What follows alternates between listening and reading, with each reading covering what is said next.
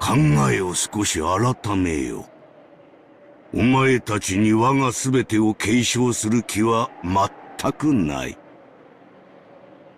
しかし、孫たちの誰かにその資格があるかどうかを問うのはなかなかに面白いことだ。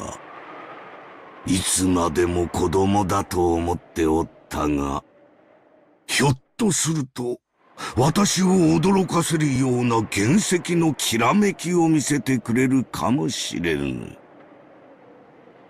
そしてそれを期待し試すの。なるほど。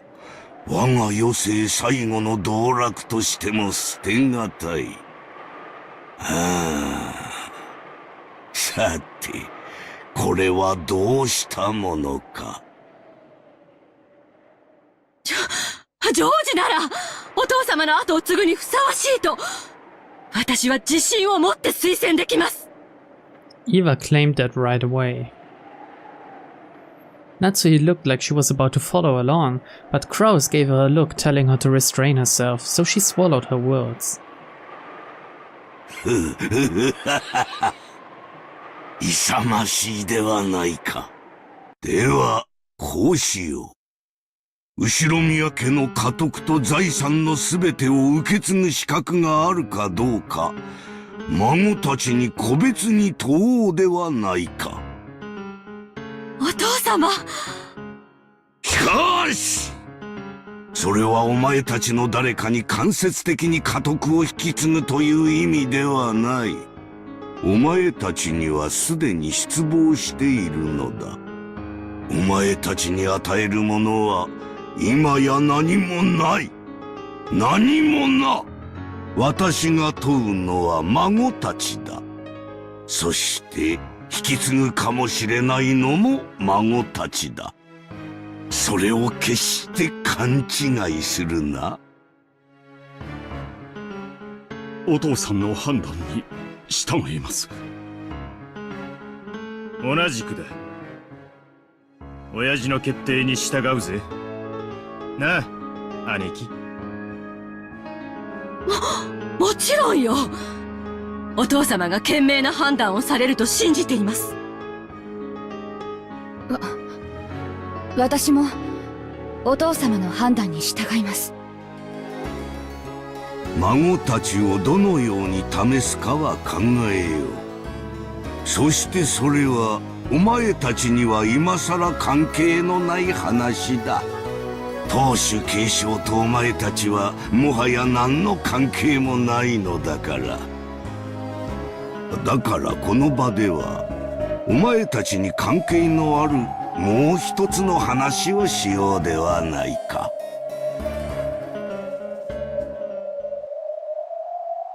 もう一つの話とは。それこそが今宵の、そして後宮家最後の親族会議の本当の理由だ。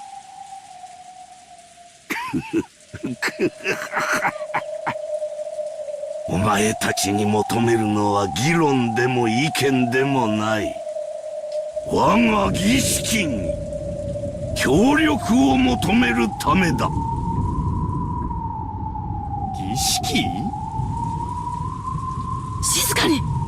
お父様がお話をなさっている最中よ。Rudolph and the rest had automatically narrowed their brows at the occult-like word. Could he be planning to start some strange ceremony involving Beatrice's resurrection again? And he wanted their assistance? What in the world was he planning to do? In the past, he had carried out many eccentricities that he called by the same name, such as starting to burn a strange incense and filling the whole mansion with the stench. To the siblings, a ceremony was nothing more than one of the aged Kinsel's obnoxious hobbies. お父さん、儀式とは一体。私たちに協力できることなら何でもご協力します。ねえ、ローザ。ええ。でも、一体何を？私が碑文に刻んだ通りの儀式だ。ベアトリーチェを蘇らせ、黄金鏡の扉を開く儀式である。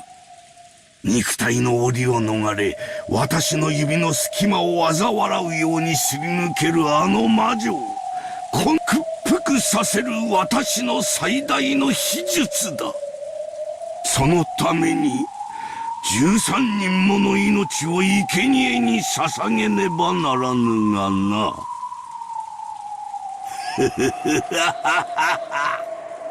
13人もの生贄は容易には集まらぬ。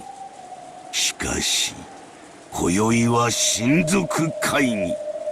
これだけの大人数が六軒島に集まった。この儀式が行えるのは、今日を置いて他にないのだ。Taken literally, it sounded like he was telling them to become human sacrifices for his dark ceremony and die. Ridiculous. Was it some kind of metaphor? But they didn't even have a clue what he was trying to illustrate. The siblings whispered together about what Kinsel was saying. 親父は何を言ってるんだ。いつもの悪い病気か。だろうな。しばらく黙って聞いてやる。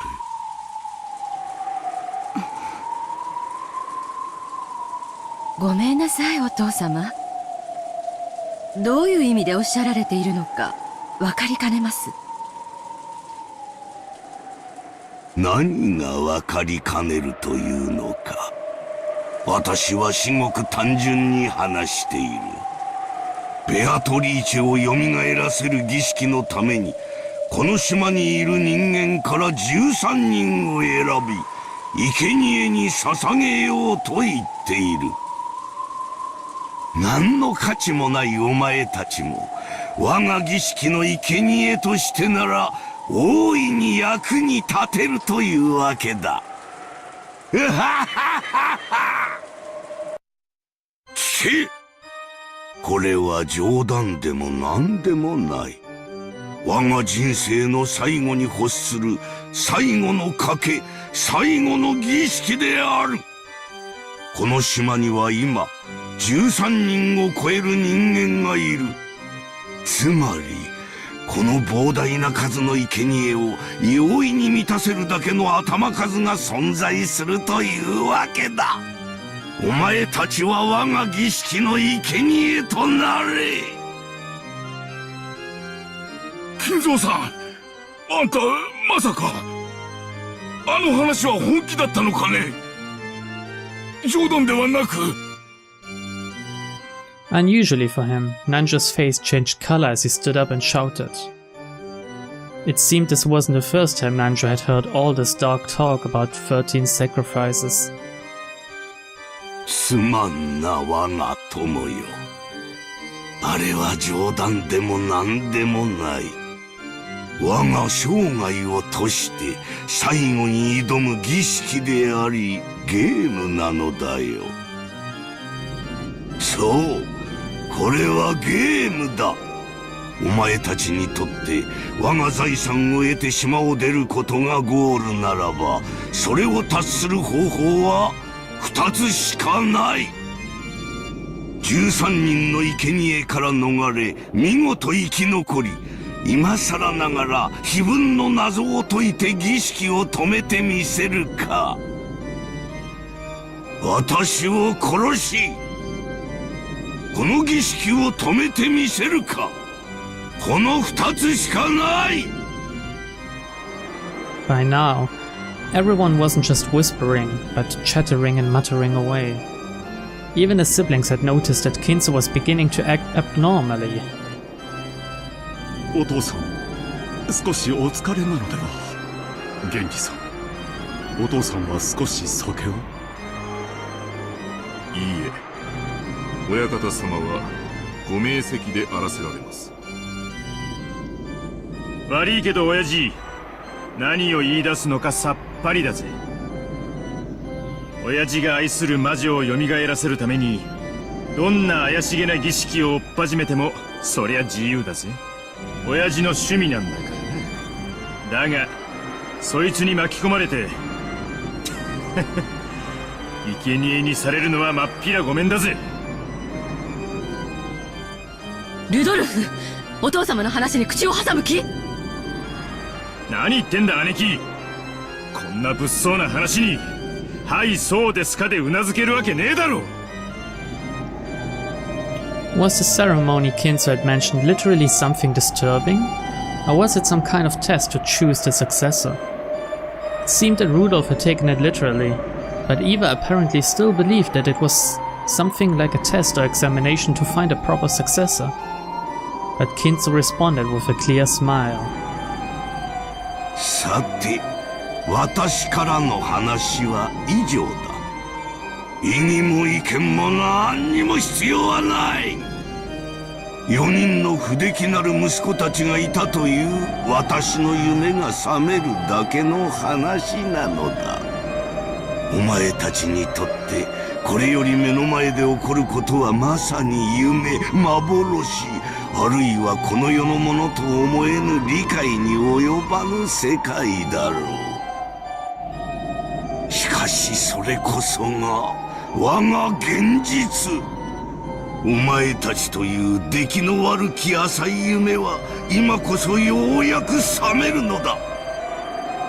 さあ、もうゲームは始まっているぞ。これだけいては誰から命を奪えばいいものやら。さらばだ、出来の悪き息子たちよ。そして生涯でただ一度、そして最後に私の儀式のために役に立て。いでよ、ペンドラゴンの記念兵たちよ。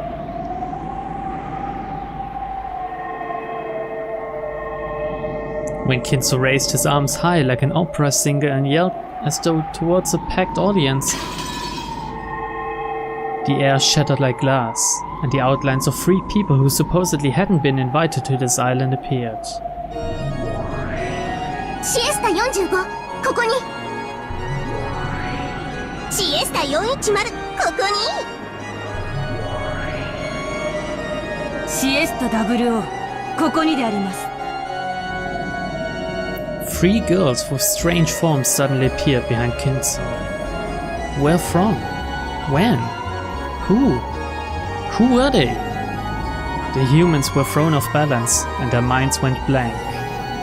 Because they spent all their time thinking they lost their last chance to survive. お前たちには6人の射殺を許可する。標的は自由だ。攻撃開始。自由射撃、了解であります。良き標的に感謝。かっこ自由射撃開始。西、一番乗りだね。シャッハ When 410 scratched the air with her finger, a golden bow appeared in empty space, and she pulled its string. The golden arrow that had been ready there was fired off without any hesitation, flew around the room leaving haphazard gold curves everywhere, and chose Natsui from among those sitting at the table of the family conference, pulverizing the left half of her face.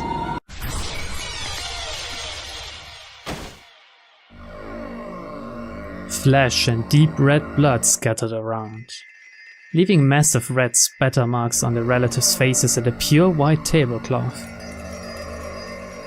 Silence fell. Despite the massive number of deep red spots left on the tablecloth, no one could understand why Natsuhi's head was half smashed, nor why she was hanging her head as though dozing while still sitting. And they watched on in silence. Those sitting on Natsuhi's right-hand side were silent for a relatively long time, but those sitting to her left were not. Because the people sitting on that side had been shown how her head had been smashed open like a watermelon or a pomegranate, and could even see inside her.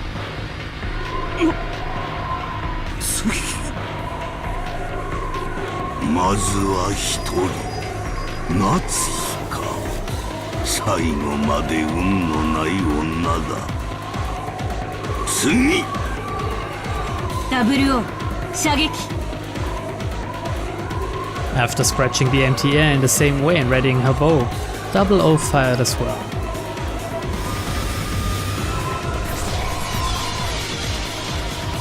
After it flew around and around at high speeds like the golden arrow 410 had released, drawing a convoluted curve in the same manner, it smashed half of Rudolph's head in the same way as he looked at Natsui in shock, killing him instantly. This time, everyone managed to avoid freezing up mentally.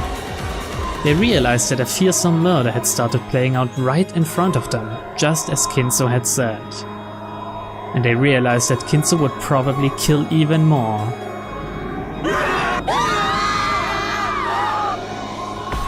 Shrill screams burst out. Even so, they didn't know what to do, so they could only keep screaming and flapping their wide open mouths like goldfish. これは何の真似です。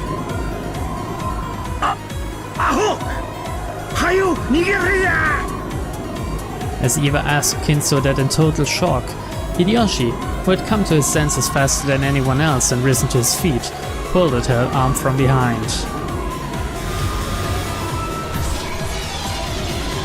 However, merciless fate's choice for the third sacrifice was Hideyoshi. Just like the two before him, half of Hideyoshi's head was neatly smashed, and the right side of his head, which had happened to be facing that direction at the time, had been blown away with its contents exposed like a watermelon or a pomegranate. So, still holding Eva, Hideyoshi slumped backwards and fell down. Still held by her beloved husband, Eva fell over backwards with him.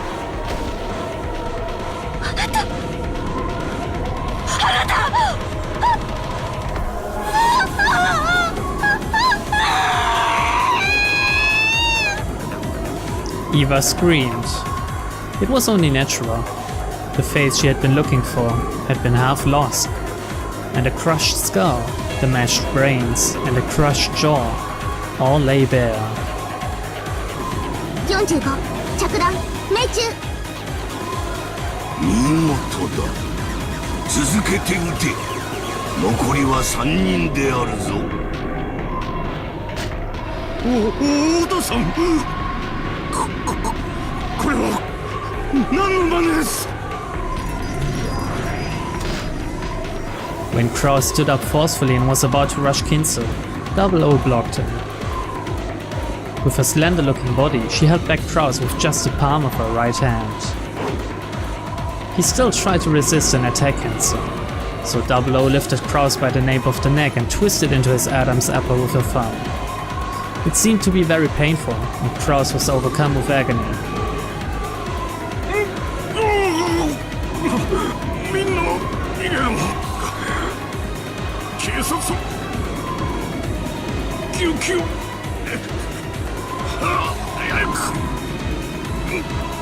皆さん逃げるんだ。 Nancho's sharp words finally dissolved the spell that had been holding them down in their chairs. When Goda and Kumasawa each tried to escape from the dining hall first, 410 moved in an instant and appeared there, blocking the way. にひすっとろいね逃がすと思ったかにお助け。ゴーダさん伏せて。 Even though Goda didn't understand, he crouched when he heard Kiria's sharp voice. Then, a burst of air rushed above his head. Kiria had taken a big swing with a chair to mow 410 down. But 410, still with a mocking expression, easily caught that widely swung chair with a single hand. おっかない女だね旦那の後がそんなに追いたい From the cuff of her arm where she had caught the chair, something like a shining golden snake appeared, wrapped itself around the chair and burst open. It was a fearsome power, like a vice. When Kiria realized that the being in front of her, which looked like a girl, was actually something that surpassed human knowledge and that a human could not even begin to oppose. Her head was filled with a fierce alarm bell that welled up from deep inside her. Genji, Shannon, and Kanon, all of the servants permitted to wear the one-winged eagle, continued to stand calmly at attention by the wall, even with a scene like this before their eyes, making them look very bizarre and eerie. For an instant, Kirie thought that they'd managed to stay calm because they were with the enemy, and had been given a guarantee that they wouldn't be killed. But as soon as she thought that, the side of Genji's face was blown away before her eyes. 源氏さん。45着弾命中。ほほう、源氏め。これは運が悪い。安らかに眠れ、我が友よ。そなたの死は無駄にはならぬぞ。我が愛しき魔女復活の重要なる13の鍵の一つとなるのだから。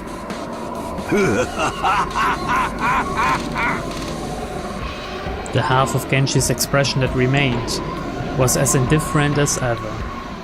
He tilted, fell over, and sent a blood-red splatter out across the floor. 源氏様。僕たちなんて所詮は魔女の駒なんだ。所詮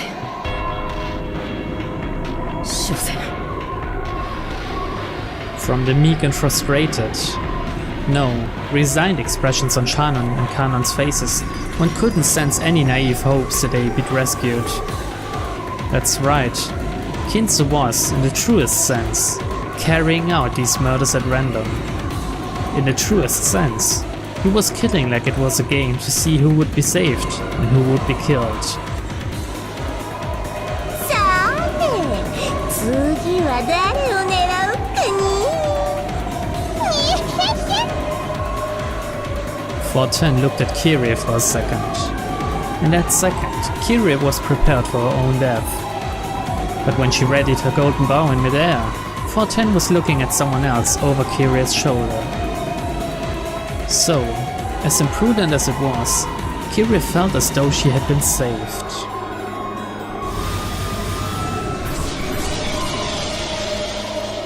Again, an ugly, exploding, popping sound rang throughout the room. Who was it this time? When Kirie turned to face the direction of the sound, she saw blood gushing like a fountain and Eva lying on her husband's chest. Of course, her face had been half smashed just like her husband's. 410 had mercilessly targeted Eva as she clung to her husband's corpse, sobbing. 兄さんを離して、兄さんを離しなさい。もうやめて、お父様。こんな残酷なことはもうやめて。逃げろ、王様。Rosa's objection didn't reach Kinsel as he continued to laugh loudly in the blood-splattered dining hall. And she wasn't able to lessen Krause's pain at being lifted up by the nape of the neck by 00. So, Rosa had no choice but to use force. She lifted up a chair beside her and gave a warning. お父様、兄さんを離すように命令して。もうこんなことをやめさせて。できぬな。それを望むならば、お前の自らの力で阻止するがよい。自らの運命は自らの手で切り開け。常に誰かの背に隠れ、怯えてきたお前に宿る人生最後の国旗を見せてみよう。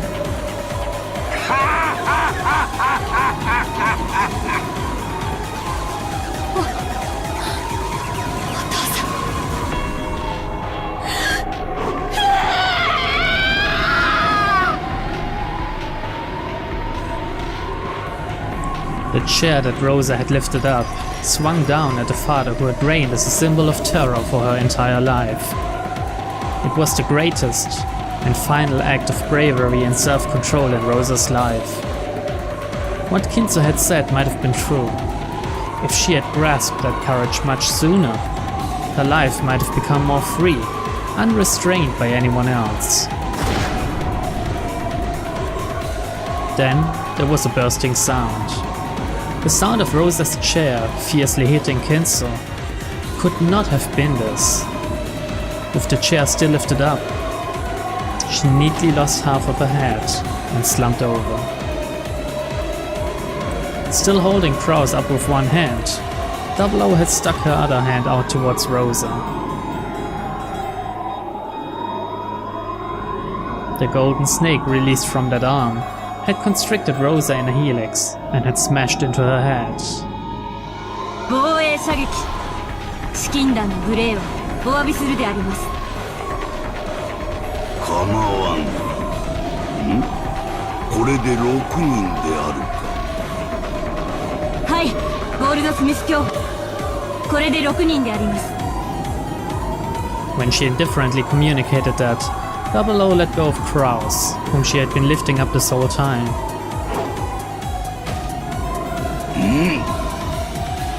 第一の番の生贄はエヴァにルドルフにローザ、夏日、秀吉、そして源氏であるか。